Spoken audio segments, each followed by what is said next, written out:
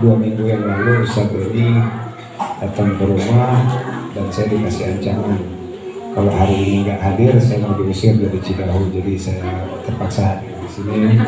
Minta maaf kalau sekiranya kurang tausiahnya atau isinya, mohon dimaklumi, namanya juga orang terancam. Alhamdulillah kehormatan buat saya diterima dan dikasih kesempatan untuk menyampaikan tausiah.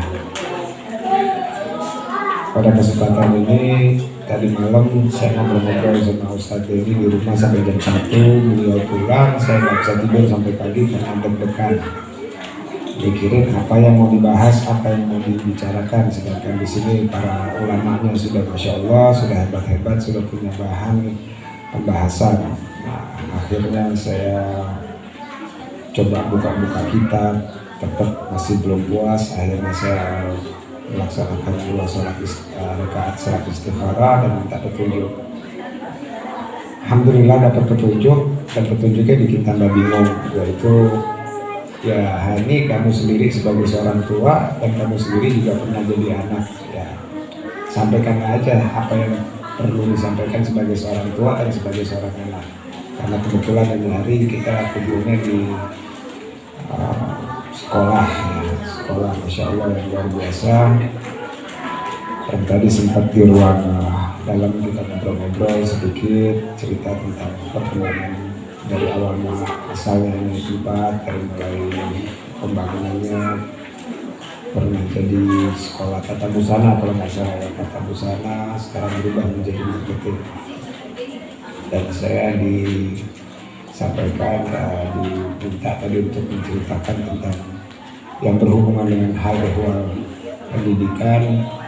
Di saat yang sama memulai lagi pengajian rutinan bulanan yang selama ini vakum selama 2 tahun dan akan dimulai lagi insya Allah berkah. Pertama-tama saya ingin menyampaikan kita sedang diuji oleh Allah Subhanahu wa Ta'ala dengan cara beliau melalui sebuah wabah yang penuh dengan pro kontra, yaitu wabah corona ini yang mengakibatkan banyaknya orang kehilangan pekerjaan, banyaknya orang yang meninggal dunia, dan banyaknya hancur perusahaan, dan banyaknya konspirasi berikutnya yang menyebabkan kegalauan di kalangan masyarakat. Dan alhamdulillah kesininya sudah mulai membaik dan sekarang mulai kembali lagi kita ke kehidupan sosial yang seperti semula.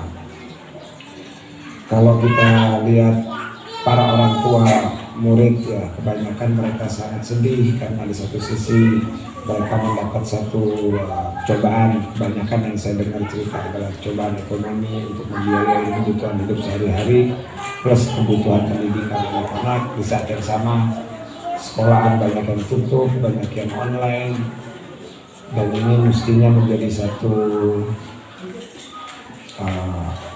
rasa bagi para murid-murid untuk melihat orang tua dan punya rasa bukan sedih tapi lebih ke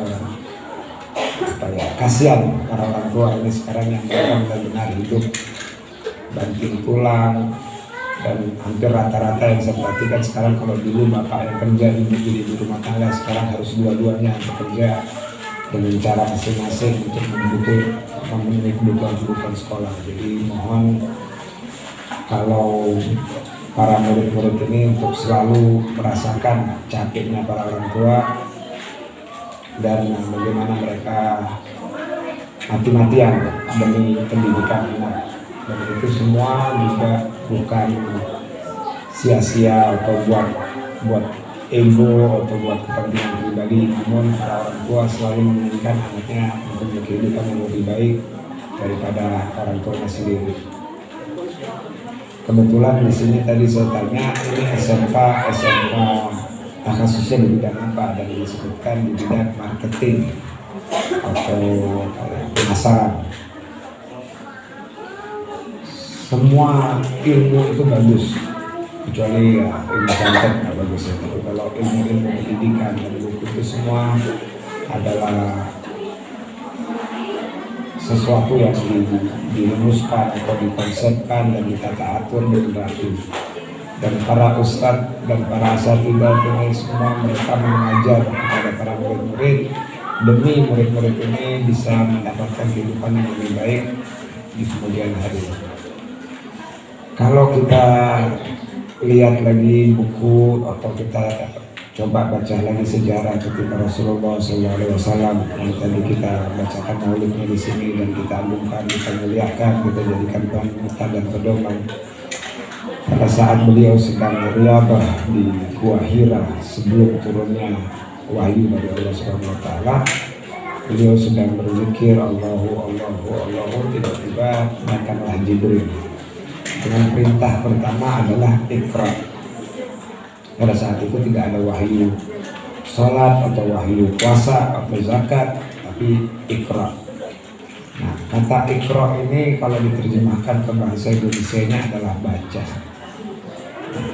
Baca ini adalah satu ungkapan atau bahasa dari Allah yang diatur dengan dibawa oleh Jibril untuk menyampaikan kepada umat manusia ini membaca. Pastinya kita harus mengimani itu dengan membaca kita, membaca suasana, membaca keadaan, membaca lingkungan kita dengan bentuk kata-kata baca itu tadi. Ketika kita sekolah, ketika kita belajar, kita dikasih buku-buku untuk dibaca, dipelajari. Terasa berat untuk kita baca karena saya sendiri juga pernah sekolah dan selalu kalau untuk urusan membaca buku kita merasa ini kayaknya capek, mata panas, kurang fokus. Tapi kalau suruh baca IG atau baca TikTok atau baca artikel-artikel artis kayaknya berjam-jam kuat, karena itu bagian dari godaan-godaan hawa nafsu. Hawa nafsu ini menggoda kita dari semua arah, dan musuh utamanya Rasulullah SAW adalah iblis. Dan iblis adalah makhluk Allah yang dilaknat namun mempunyai kelebihan-kelebihan dan kepintaran-kepintaran yang tidak pernah menyerah dalam perjuangannya merusak Bani Adam sampai di hari kiamat. Oleh sebab itu para leluhur kita, para orang tua kita memberikan kita perisai-perisai dan senjata-senjata, yaitu zikir, doa, majelis, dan tidak pernah putusnya para perjuangannya para ulama untuk mendidik agar kita tidak terpengaruh oleh kebatilan yang dipimpin oleh iblis dengan kekuatan-kekuatannya. Ketika kita pikirkan secara rasional, kecanggihan, kekuatan, dan kehebatannya iblis jauh lebih besar daripada manusia, dan bagaimana caranya kita bisa menang melawan itu. Ulama yang mengerti agama bisa digoda oleh iblis, apalagi kita yang masih biasa-biasa aja lah, standar-standar. Rasulullah diutus sama Allah bukan untuk memperkenalkan Allah, karena sudah ada nabi-nabi yang sebelumnya telah mengenalkan Allah, dimulai dari Nabi Adam sendiri yang sudah membaca la ilaha illallah di atas surga. Namun Rasulullah ketika ditanya, apa tugasmu ya Muhammad? Rasul menjawab, ini itu makarimul akhlak. Aku diutus untuk menyempurnakan akhlak.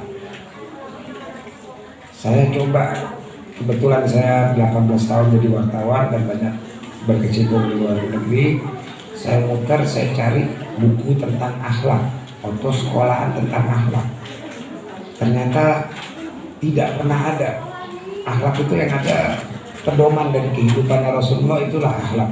Tapi ilmunya apa? Apa ilmu akhlak? Yang ada adalah ilmu etika, ilmu tata cara hidup. Tapi akhlak itu sendiri mana ilmunya? Saya coba bertanya kepada guru-guru, saya mencoba mencari kitab-kitab dan saya pelajari tradisi-tradisi budaya-budaya. Apa sih buku atau atau panduan akhlak itu sendiri. Mendapat beberapa jawaban tapi tidak pernah memuaskan batin. Sampai akhirnya saya ketemu seorang guru, kebetulan beliau ada di Pekalongan, masih panjang umur, kita doakan panjang umur, Habib Lutfi bin Yahya. Beliau di sana, saya tanya ke beliau, saya ini kepingin membaca kitab atau belajar atau sekolah tentang akhlak. Beliau bilang, akhlak itu panutan, akhlak itu pedoman. Ya Rasulullah itu sendiri itu akhlak. Saya balik bertanya, ya Habib, tapi saya ingin ilmunya apa ilmunya? Beliau bilang, tidak ada ilmu akhlak itu, tidak ada. Karena itu misinya Rasulullah. Namun kalau kita mau memperdalami akhlak, ada kunci-kuncinya, ada passwordnya.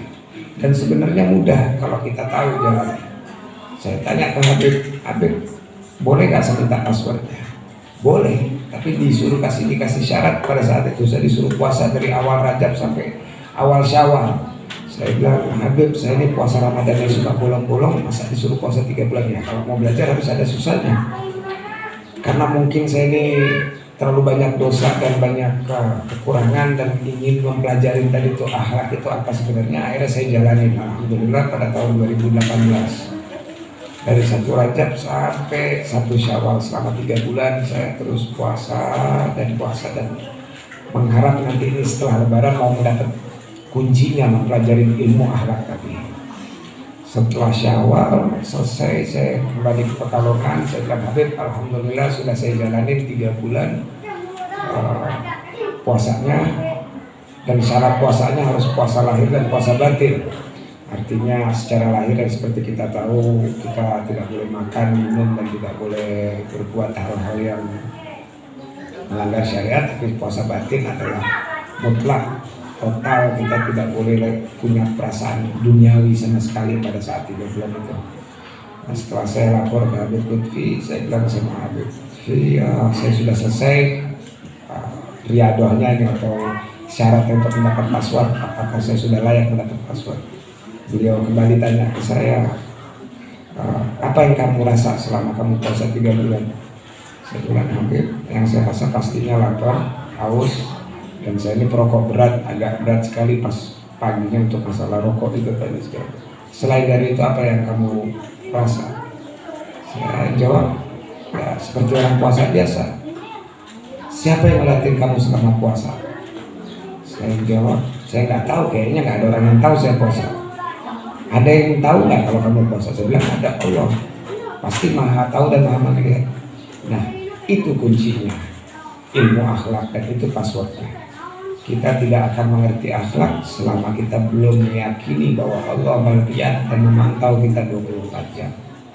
Jadi mempelajari akhlak, saya 18 tahun mencari itu jawaban. Akhirnya sebenarnya jawaban itu ada di kita dan kita semua tahu, cuma kita mungkin belum sadar bahwa meyakini Allah Subhanahu wa Ta'ala 24 jam memantau kita dan melihat kita, insya Allah akan menjadikan kita lebih berakhlak dalam hidup.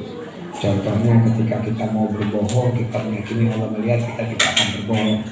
Ketika kita akan berbuat sesuatu yang melanggar syariat, kita merasa bahwa Allah melihat, kita akan mengerem. Ketika kita membuka HP dan mau melihat hal-hal yang tidak perlu dilihat, walaupun sendiri dalam kamar atau dalam ruangan yang tertutup, tapi kita yakin bahwa Allah melihat, kita akan terhindar. Jadi harapan saya dan nasihat saya kepada semua yang mau masih adik-adik, mau ibu-ibu atau bapak-bapak, selalu ingat dan yakin bahwa Allah alim basir, Allah melihat, Allah mengetahui apa yang tersembunyi di dalam hati sekalipun. Untuk mempertahankan dan selalu mengingatkan kita kepada Allah Subhanahu wa Ta'ala, dan agar selalu berkah itu tidak pernah lepas dari kehidupan kita sehari-hari, jangan pernah meninggal selawat. Karena selawat itu mengampuni dosa-dosa kita, selawat itu melembutkan hati kita, dan selawat itu memberikan cahaya di dalam hati kita. Allah memberikan 360 cahaya di dalam akal. Makanya kadang-kadang kita suka berpikir, kok orang-orang non-muslim yang ada di luar bisa menciptakan segala macam, sedangkan kita muslim yang dikasih segala sesuatu kok masih tertinggal. Ya, itu bagian dari keadilan Allah. Allah memberikan cahaya 360 cahaya di atas kepala mereka, bisa menciptakan, bisa membuat. tapi mereka tidak pernah merasakan kenikmatan seperti yang dirasakan oleh umat Muhammad SAW. Karena umat Rasulullah SAW diberi satu ridhonya Allah melalui cahaya di hati, nur iman.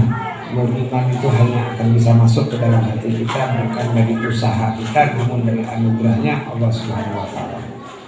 Bagaimana kita mendapatkan anugerah itu? Dengan cinta, bukan cinta pada suami atau cinta pada istri atau cinta pada pacar atau cinta pada, tapi cinta terhadap Rasulullah SAW. Mencintai Rasulullah dengan sepenuh hati akan dibalas oleh cintanya Allah kepada kita. Ketika Allah memberikan kita cinta, maka cahaya dimulai di dalam hati.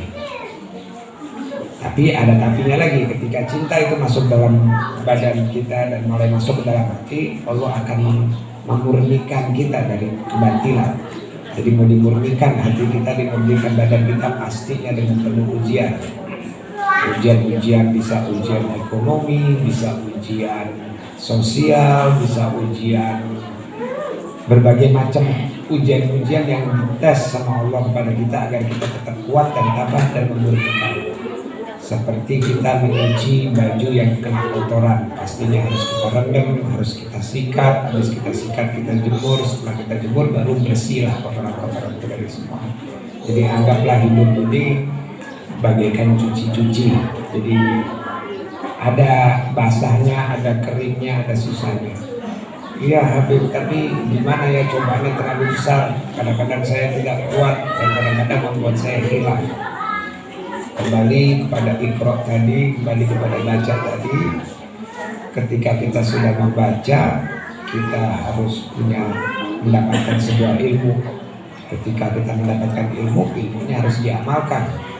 Nah, ketika kita mengamalkan itu ilmu, harus ada ikhlas, baru bisa merasakan buahnya tadi. Buahnya buah kenikmatan. Iya Beb, sebenarnya saya sih ikhlas, tapi keadaan yang bikin akhirnya tuntutan-tuntutan.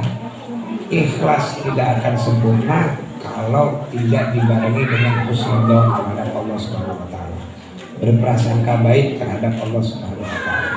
Karena apapun yang diberikan kepada Allah, dan dari mulai napas kita aja, kalau seumpamanya 5 menit aja diberikan napas, mungkin kita sudah almarhum.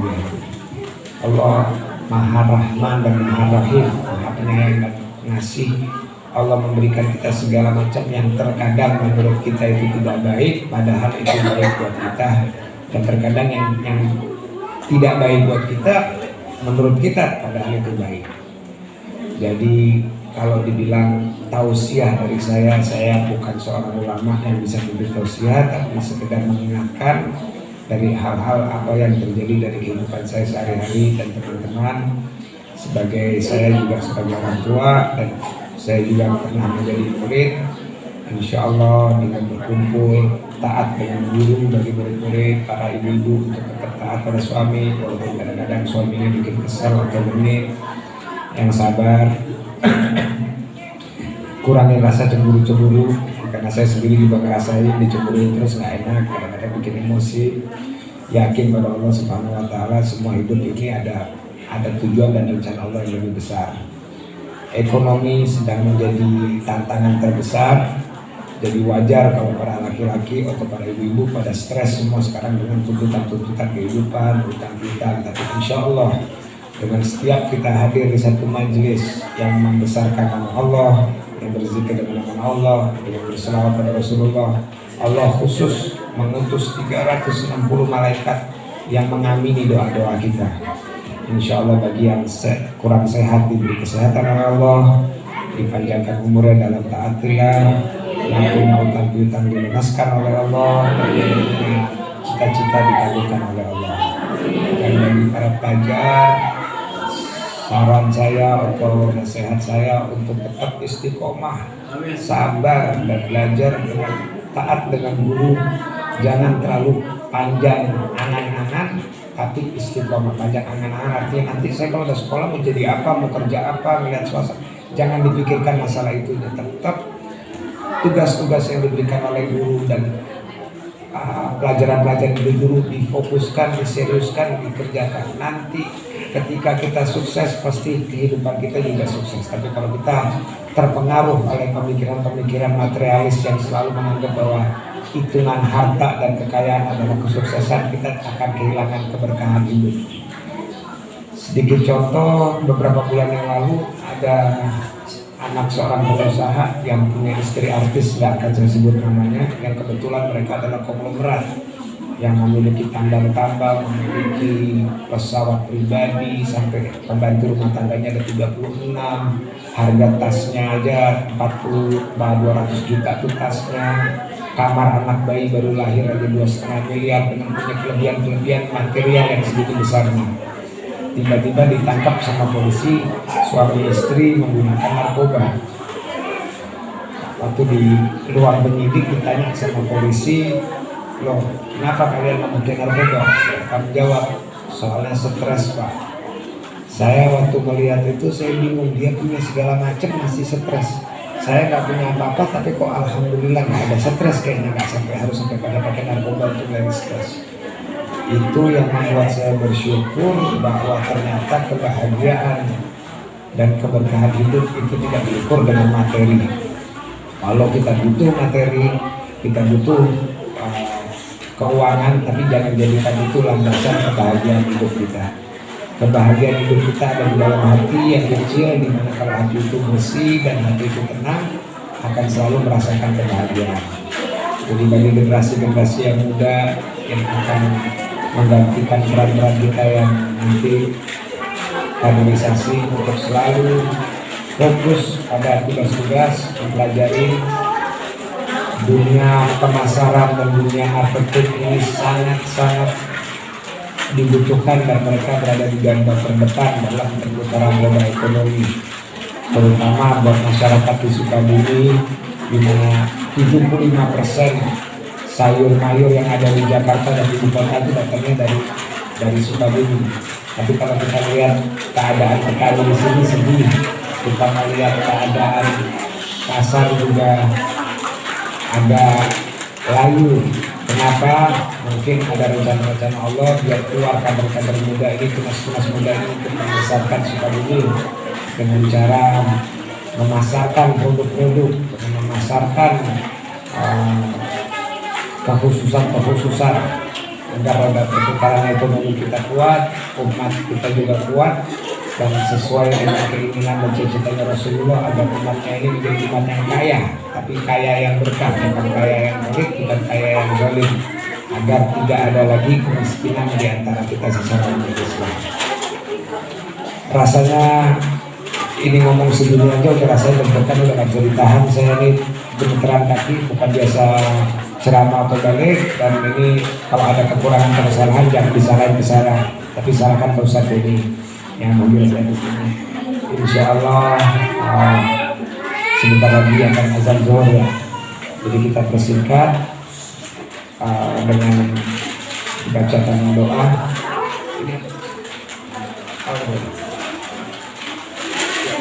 Sedikit saya akan menceritakan tentang asal usulnya selawat mansur.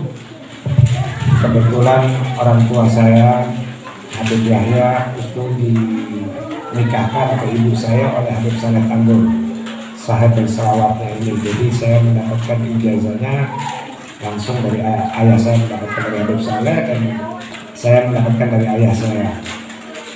Dan ibu saya dulu itu 3 kali menikah, dan waktu menikah itu tidak pernah lama karena dianggap tidak bisa memberi keturunan. Divonis oleh dokter rahimnya itu kering, jadi tidak bisa punya keturunan. Dan di zaman itu namanya seorang perempuan yang tidak bisa melahirkan dianggap nggak berguna. Jadi kawin pertamanya dicerai, kawin keduanya dicerai, kawin ketiganya dicerai. Dan ibu saya menangis, sedih karena punya yang namanya seorang wanita menginginkan punya keturunan, dan juga di zaman itu di kalangan sosial jadi dikucilkan karena dianggap wanita yang tak bermanfaat lah istilahnya. Akhirnya ibu saya almarhumah ini pergi ke Habib Saleh dan menangis di Habib Saleh.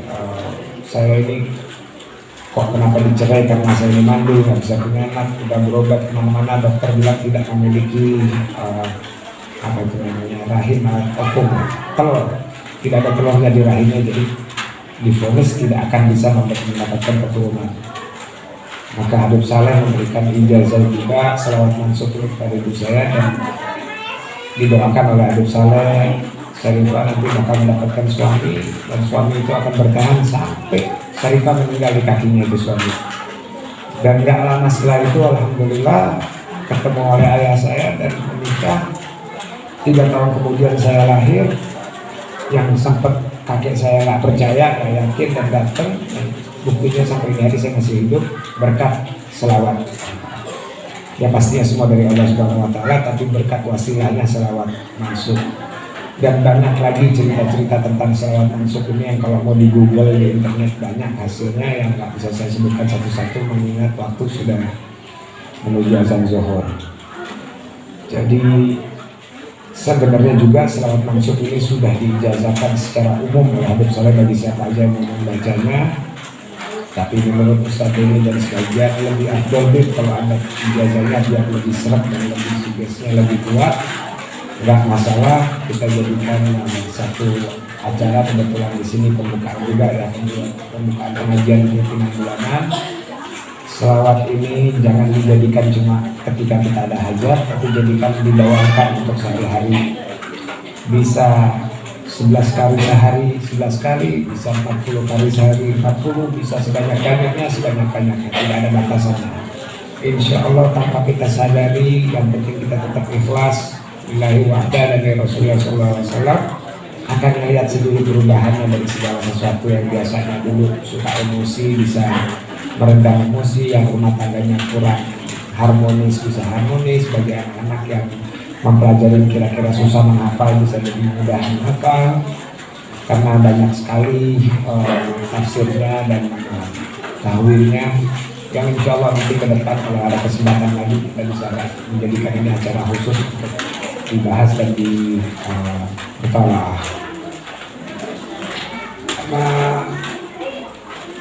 Mudah-mudahan semua ada yang sembahyang ya. Al-Fatihah al-Hadratul Habibina wa Syafi'ina wa Rasulina Muhammad bin Abdullah sallallahu alaihi wa sallam anna li darajatin fil jannah wa nafa'na bi barakati masfa'in wa ma'lum wa nafa'ati fi dini dunya wa ja'alna min hizbin wa rizqna mahabbatin wa tawbana kati masyimati subrati al-Fatihah. A'udzu billahi minasyaitonir rajim. Bismillahirrahmanirrahim. Alhamdulillahi rabbil alamin arrahmanir rahim maliki yaumiddin iyyaka na'budu wa iyyaka nasta'in ihdinas siratal mustaqim siratal ladzina an'amta 'alaihim ghairil maghdubi 'alaihim waladdallin. Ajas cukup dengan ijazah langsung dari Habib Yahya bin Abdurrahman Sadaf dan sanadnya dari Habib Yahya bin Abdurrahman Sadaf, Habib Saleh Kandul, Saleh bin Husain Al-Hamid, dan Habib Saleh mendapatkan ijazah selawat termasuk langsung dari Rasulullah sallallahu alaihi wasallam. Anna Allah yaqul lahum wa yarhamuhum wa darajatun fil jannah wa nafa'na bi asrari wa anwari wa ulumin wa nafa'ati fi dunya wa akhirat. Al-Fatihah. A'udzu billahi minasyaitonir rajim. Bismillahirrahmanirrahim. Alhamdulillahi rabbil alamin arrahmanir rahim maliki yaumiddin iyyaka na'budu wa iyyaka nasta'in ihdinas siratal mustaqim siratal ladzina an'amta 'alaihim ghairil maghdubi 'alaihim waladdallin. Amin. Allahumma salli ala sayyidina Muhammadin salatan taghfiru biha dzunub wa tuslihu biha al-qulub wa tamtaliqu biha al-usub wa talinu biha as-sub wa ala alihi wa sahbihi wa man ilaihi mansub. Kita baca bersama 11 kali ya. Allahumma salli ala sayyidina Muhammadin salatan taghfiru biha وتصلها بها القلوب وتنطلق بها الحسوب وتلين بها السحوب وعلى آله وصحبه ومن إليه منسوب. اللهم صل على سيدنا محمد صلاة تغفر بها الذنوب وتسرع بها القلوب وتنطلق بها الأسوق وتلين بها السعوب وعلى آله وصحبه ومن إليه منسوب. اللهم صل على سيدنا محمد صلاة تغفر بها الذنوب وتسرع بها القلوب وتنطلق بها الحسوب وتلين بها السوق وعلى آله وصحبه ومن إليه منسوب. اللهم صل على سيدنا محمد صلاة تغفر بها الذنوب وتسرع بها القلوب وتنطلق بها الحسوب وتلين بها السوق وعلى آله وصحبه ومن إليه منسوب. اللهم صل على سيدنا محمد صلاة تغفر بها الذنوب وتسرع بها القلوب وتنطلق بها الأسوق وتلين بها السوق وعلى آله وصحبه ومن إليه منسوب. اللهم صل على سيدنا محمد صلاة تغفر بها الذنوب وتسرع بها القلوب وتنطلق بها الأسوق وتلين بها السوق وعلى آله وصحبه ومن إليه منسوب. اللهم صل على سيدنا محمد صلاة تغفر بها الذنوب وتسرع بها القلوب وتنطلق بها الأسوق وتلين بها السوق وعلى آله وصحبه ومن إليه منسوب. اللهم صل على سيدنا محمد صلاة تغفر بها الذنوب وتسرع بها القلوب وتنطلق بها الأسوق وتلين بها السوق وعلى آله وصحبه ومن إليه منسوب. اللهم صل على سيدنا محمد صلاة تغفر بها الذنوب وتسرع بها القلوب وتنطلق بها السروق وتلين بها السروق وعلى آله وصحبه ومن إليه منسوب. اللهم صل على سيدنا محمد صلاة تغفر بها الذنوب وتسرع بها القلوب وتنطلق بها السروق وتلين بها السروق وعلى آله وصحبه ومن إليه منسوب. اللهم صل على سيدنا محمد صلاة تغفر بها الذنوب وتسلو بها القلوب وتنطلق بها الحسوب وتلين بها السروق وعلى آله وصحبه ومن إليه منسوب. قبلته. بسم الله الرحمن الرحيم. اللهم لك الحمد شكرا ولك المنن فضلا وأنت ربنا حقا ونحن عبيدك رقا وأنت لم تزال لذلك أهلا.